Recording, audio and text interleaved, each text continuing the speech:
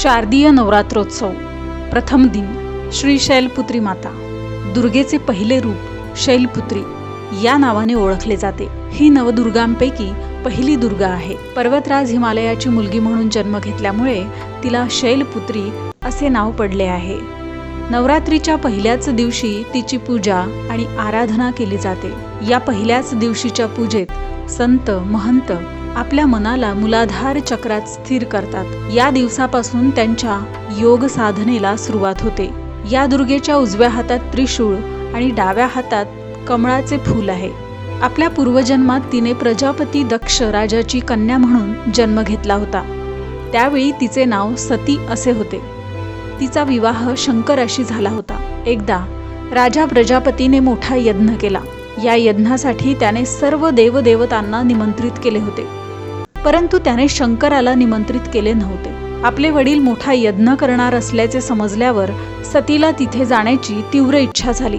तिने आपली इच्छा शंकराजवळ प्रकट केली।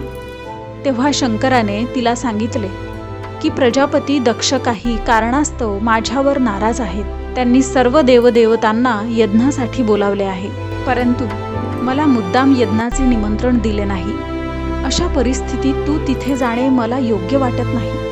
शंकराने समजावून सांगितले, तरीही तिचे समाधान झाले नाही। वडिलांचा यज्ञ पाहणे तसेच आपली आई आणि बहिणींना भेटण्यासाठी तिचे मन व्याकुळ झाले होते। तिचा आग्रह पाहून शंकराने तिला यज्ञासाठी जाण्याची परवानगी दिली। सती वडिलांच्या घरी गेल्यावर कुणीही तिचे स्वागत केले नाही। तिला कुणीही आदराची वागणूक दिली नाही। आई आणि बहिणींनी देखील तिला गळाभेट दिली नाही। सर्वजण तिच्याकडे पाहून तोंड फिरवत होते। नातेवाईकांची ही वागणूक पाहून तिला अत्यंत राग आला। तिथे शंकराच्या प्रती तिरस्काराची भावना असल्याचे तिला दिसून आले।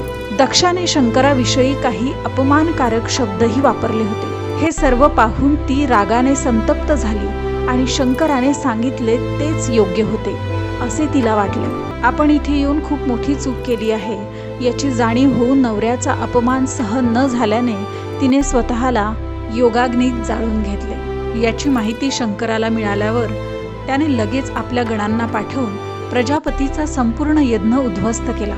सतीने पुढील जन्मात शैलराज हिमालयाच्या कन्येच्या रूपात जन्म घेतला।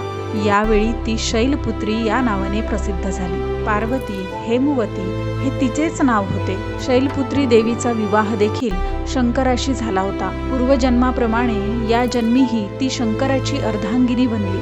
म्हणून नवदुर्गांपैकी प्रथम शैलपुत्री दुर्गेचे महत्त्व आणि शक्ती अनंत आहे। जय माता दी।